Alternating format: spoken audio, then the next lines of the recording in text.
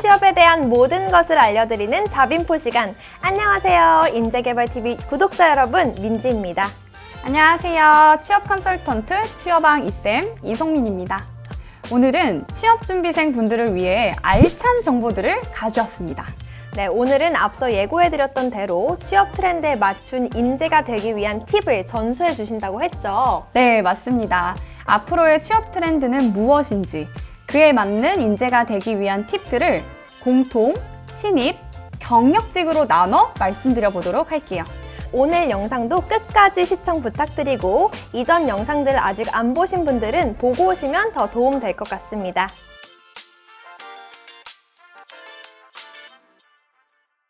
강사님, 앞으로의 취업 트렌드 너무 궁금해요.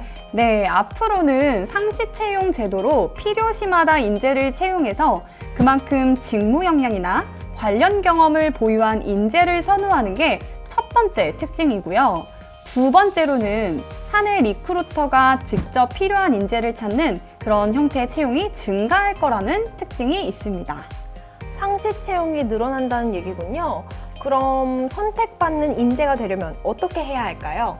먼저 신입과 경력할 것 없이 여러분들이 알고 있으면 도움이 될 만한 그런 꿀팁을 그럼 지금부터 알려드려 볼게요.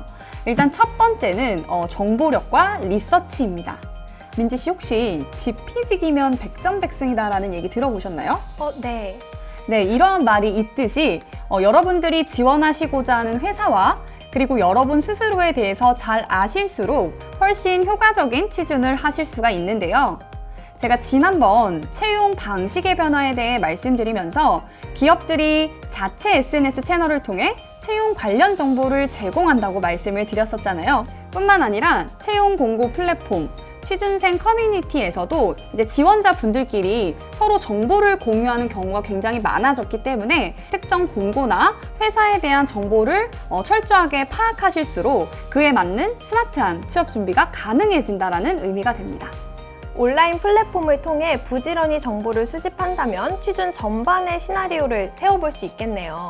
네, 맞습니다. 예를 들어 어떤 자소서와 스펙을 가진 사람이 합격을 했고 면접에선 어떤 질문이 나왔었고 또 지원하고자 하는 기업의 현직자는 어떤 인재를 원하는지 사전에 파악을 하신다면 별다른 정보 탐색 없이 지원한 경쟁자보다는 훨씬 유리한 점수를 받을 수 있겠죠.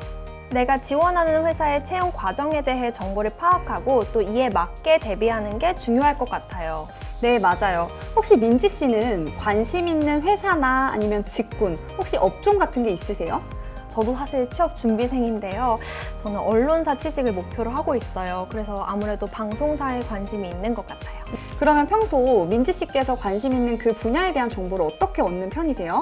사실 방송사에서 하는 프로그램만 봐도 나 방송사 공부하고 있어 이런 느낌이어가지고 유튜브도 많이 보는 것 같고 인터넷 검색도 많이 하는 것 같아요. 지금 민지 씨께서 정답을 말씀해 주셨는데요. 여러분들이 평소 관심 있는 회사나 산업군 또 직무에 대한 정보는 정기적으로 파악해 주시기를 추천드려요. 가장 쉽게는 네이버, 구글과 같은 서치 엔진에서 기업, 산업, 그리고 직무 키워드를 검색해서 뉴스를 체크해 보시는 방법이 있고요. 또한 커리어 개발 플랫폼에서 특정 직무, 산업군에 대한 특강을 열기도 하거든요. 그래서 이러한 것들을 활용해 보시면 좋을 것 같아요.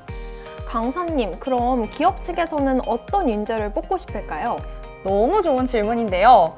바로 제가 두 번째로 말씀드리려고 했던 1회사 1자소서의 특징에도 해당되는 내용인 것 같아서 한번 말씀을 드려보도록 할게요. 우리를 채용하는 기업도 우리 기업에 최적화된 인재를 뽑고 싶을 텐데요. 관련 직무를 잘 해낼 수 있는 적합성이 있는지를 평가하는 요소가 바로 자소서죠. 맞아요. 네, 요즘에는 유튜브에 자소서 어떻게 쓰는지가 너무 잘 나와 있더라고요. 그래서 자소서의 퀄리티가 아무래도 상향 평준화되는 경향이 있는데요. 서류에서 좋은 평가를 받기 위해서는 가급적 1회사 1자소서 작성을 추천드려요. 특히 내가 지원하는 회사가 경쟁률이 치열할수록 더더운 기업에 맞는 자소서를 작성해 주셔야 합니다. 자, 민지 씨, 그럼 제가 여기서 질문 하나를 좀 드려볼게요. 제가 앞에서 경쟁률이 치열한 회사일수록 1회사 1자소서를 써야 된다라고 말씀을 드렸는데 그 이유는 뭘까요?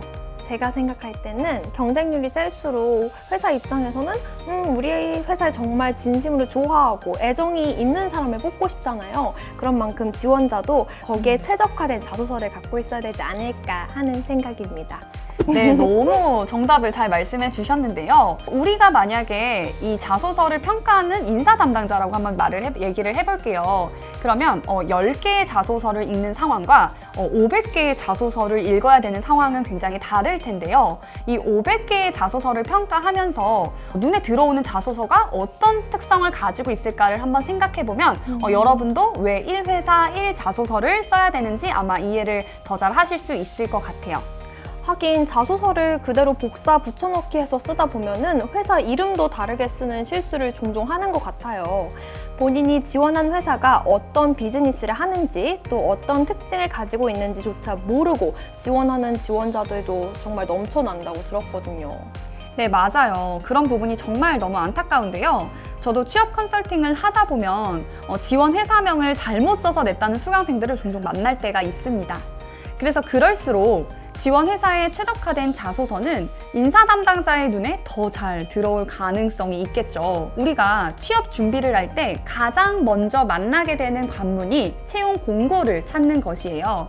채용 공고를 찾다 보시면 반드시 들어있는 3가지가 있거든요. 바로 뭐냐면 첫 번째로는 업무 내용. 민지 씨가 입사를 하시게 되면 이러이러한 일을 할 거예요 라고 안내해주는 내용이라고 보시면 되고요. 두 번째로 있는 거는 자격 요건이에요. 어떤 특정 역량이나 경험이나 스킬과 같은 것들을 요구하는 그런 내용이라고 보시면 될 것 같고요.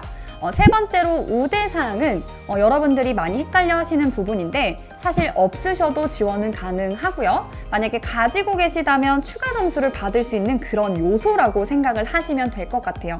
그래서 이 채용 공고에 들어있는 3가지 요소의 특징을 잘 알아주시고 여러분들은 이 해당 사항들 중에 어떤 점들이 내가 가지고 있는 것들인지를 파악해 주시는 게 굉장히 좋을 것 같아요.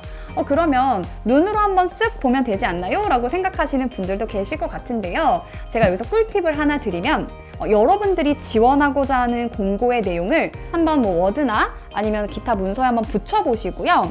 여러분들이 가지고 계신 내용들을 한번 색칠을 해보시는 거예요. 그래서 이렇게 색칠된 내용들, 즉 여러분들이 가지고 계신 내용에 대해서는 반드시 이력서와 자기소개서에 잘 녹여주셔야 합니다. 지원 공고에는 회사가 뽑고 싶은 사람의 기준이 나와 있기 때문에 그런 내용들을 서류에 어필한다면 당연히 플러스 점수를 받을 수 있겠죠.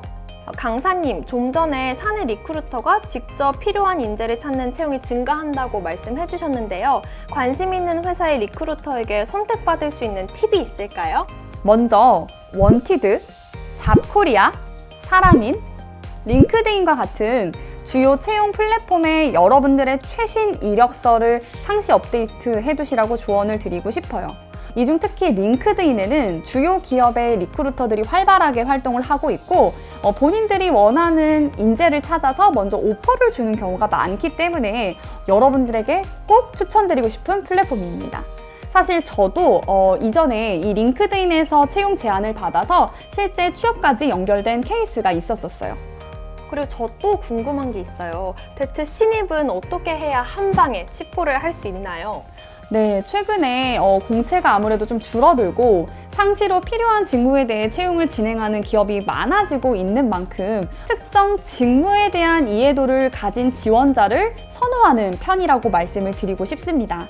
대한상공회의소 인력개발원과 같은 곳에서 쌓은 직무 경험을 자소서에 녹여내는 방법이 있으니 낙담하지 않으셔도 됩니다. 경험이 정말 중요할 것 같네요. 신입의 경우 직무 경험이 부족할 수밖에 없는데요.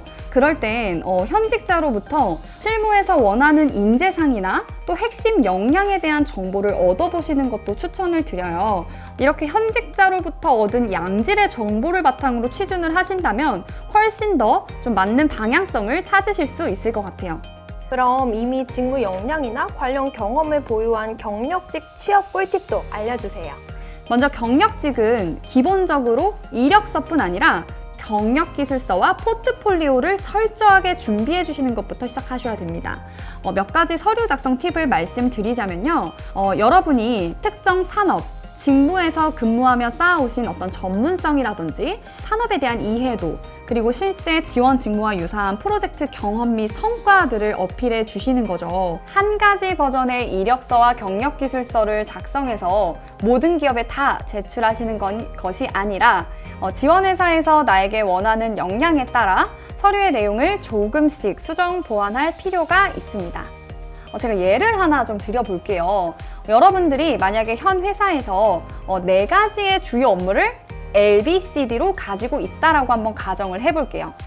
근데 여러분들이 지원하시는 회사에선 B와 D를 요구한다고 했을 때 B와 D에 대한 내용을 최상단으로 끌어올려 주시고요. 또 관련된 경험과 경력 사항들을 보다 상세하게 보완해 주시면 채용 담당자 입장에서는 우리가 원하는 사람이네 라고 생각할 가능성이 높겠죠. 그럼 이전 직장에서 성과를 낸 경험이 있으면 서류에 넣는 것도 좋은 방법이겠네요.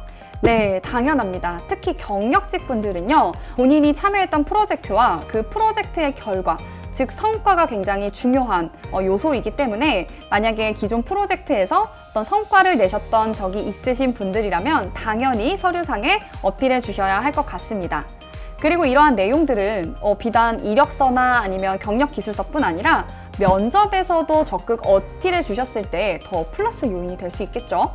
또한 경력직의 경우에는 입사 후 지원회사의 고민과 또 성장 비전을 내가 어떤 방법으로 도와줄 수 있는지, 그리고 지원회사의 성장에 어떻게 기여할 수 있는지를 구체적으로 답변해 주시는 것도 필요해요.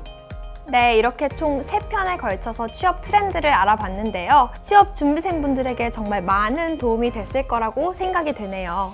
변화하는 트렌드에 맞게 여러분이 지원하고자 하는 회사에서는 어떤 채용 방식을 운영 중인지 꼭 체크해 보시고요. 원하시는 여러분들의 목표를 이루셨으면 좋겠습니다. 여러분들 꼭 취뽀 하세요. 그럼 저희는 여기서 이만 인사드릴까요? 네, 이번 영상이 도움되셨다면 인재개발TV 구독, 좋아요, 알림 설정까지 꾹 눌러주세요. 그럼 안녕.